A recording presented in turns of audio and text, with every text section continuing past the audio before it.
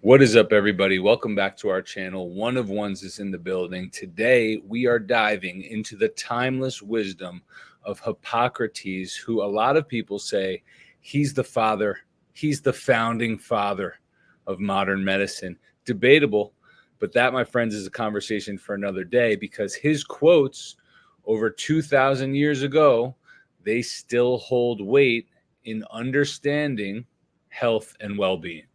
And the more you get into his work, the more you realize the further modern medicine has strayed away from these timeless and most insightful teachings. So let's dive right in. One of his most famous quotes, the number one quote, is "Doctor's first commandment, do no harm."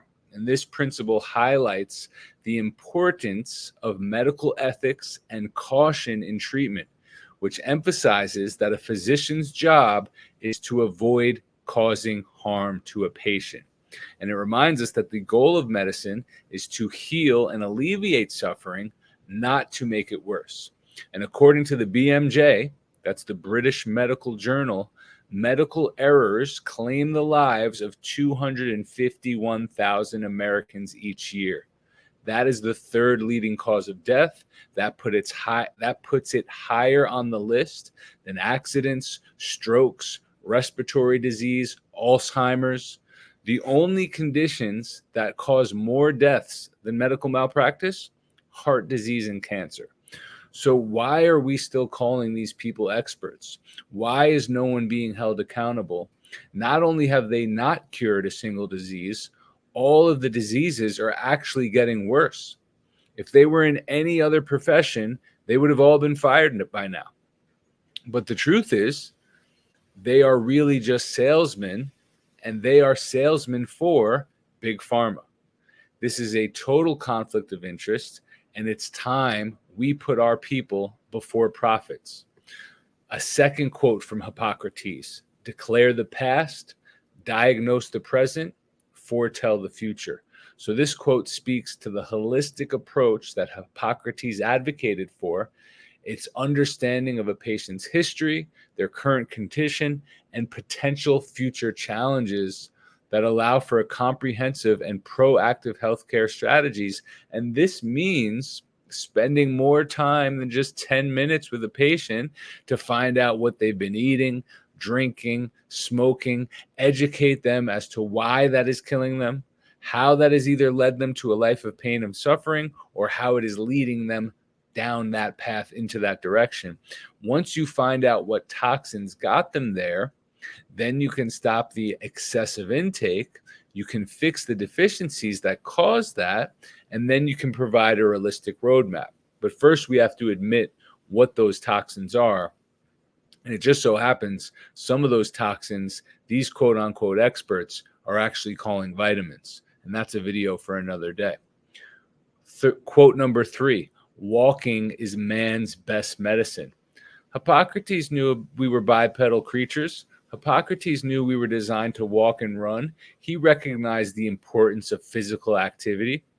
He said walking is man's best medicine, and he understood the benefits of movement for maintaining health, particularly in stimulating circulation and supporting blood flow and well-being. Our calf muscles are our second heart.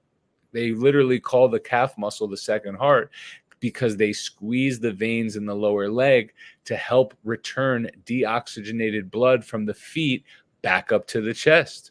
But this second heart, it only starts pumping when your legs move.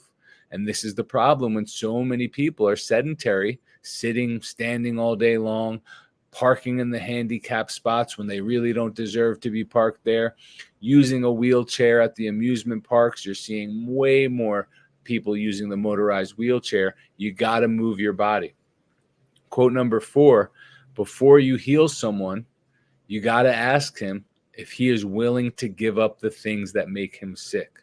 This is massive. This is all about patient empowerment, responsibility, accountability, and now we could get into some serious health management. This highlights the importance of lifestyle choices and the choices that you make that impact the health outcomes on your life. He also said illnesses do not come upon us out of the blue. They are developed from small daily sins against nature, and when enough sins have accumulated, illnesses will suddenly appear. It's not bad luck. It's not genetics. Okay. You did something to get yourself to where you're at, and now you have to do something new to fix the damage that was done. And you can't fix that damage in a week juice cleanse. You can't fix it in a month protocol, a bottle of supplement. You have to make a lifestyle change and stick to that change for this year, next year, and all the years moving forward, because the better you'll feel, the easier it'll be to stick with it. Quote number 5, natural forces within us are the true healers of disease.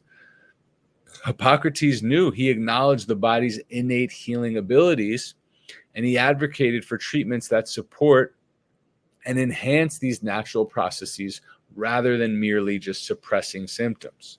A lot of the medicines, big pharma and alternative and the natural side, guys, big supplement is the new big pharma, and a lot of these supplements are actually the herbs that they use to make big pharma drugs, right? And how do they work? They slow down and inhibit your detox enzymes. They mask symptoms. You think you're feeling better. It just gets hidden deeper and deeper in your liver, deeper in other tissues, until that rainy day comes along. Quote number 6, tell me what you eat, and I will tell you what illness you have. This guy knew that diet plays a very significant role on humans' overall wealth and well-being. Most doctors today, you ask them if diet had anything to do with it, and they just say, nope, just genetics. Genetics loads the gun, environment pulls the trigger. So what's the environment? The things you put in your mouth, the things you put on your skin, and for some of you out there, the homes you live in, the office space you spend most of your time working in, these can also be hidden sources of toxins. Maybe there's mold in the home, maybe there's mold in the office. Quote number 7, if we could give every individual the right amount of nourishment and exercise, not too little and not too much, we have found the safest way to health. Balance in all things. This is the key to achieving optimal health. How many people are overtraining? How many people are overeating? For how many people are taking too many supplements? For everyone who's not doing enough, there's people doing too much. And this is one of the ways I became vitamin A toxic, from doing all the supplements, from eating all the colorful plants.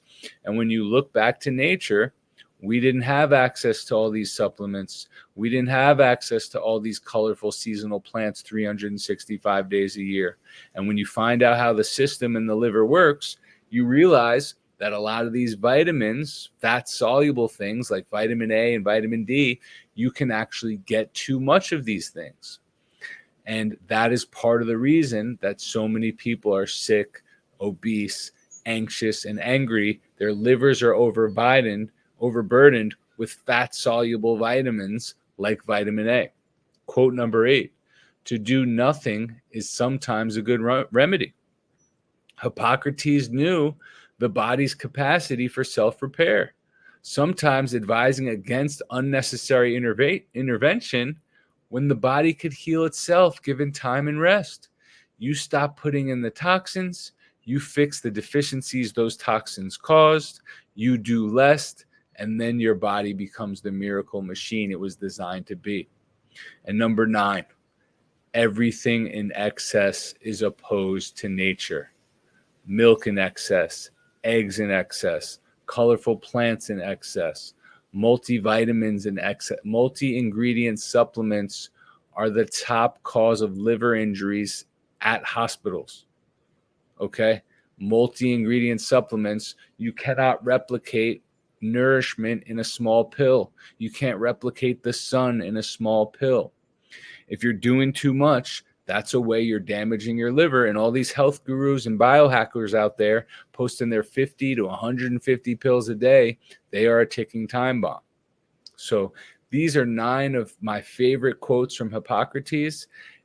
Listen, guys, his wisdom, it provides a timeless foundation for understanding health and medicine. His holistic approach, his emphasis on prevention, his respect for the body's natural healing process. It continues to inspire me and others, and it's something that modern day healthcare physicians need to go and look back at again. So as we navigate our own paths to wellness, let's remember these enduring principles that have stood the test of time. Thank you for watching. If you enjoyed this video, please like, share, subscribe for more content on health, wellness, and personal development. I'm Thor Torrens. This is One of Ones. Leave a comment below and let us know what you think. See you next time.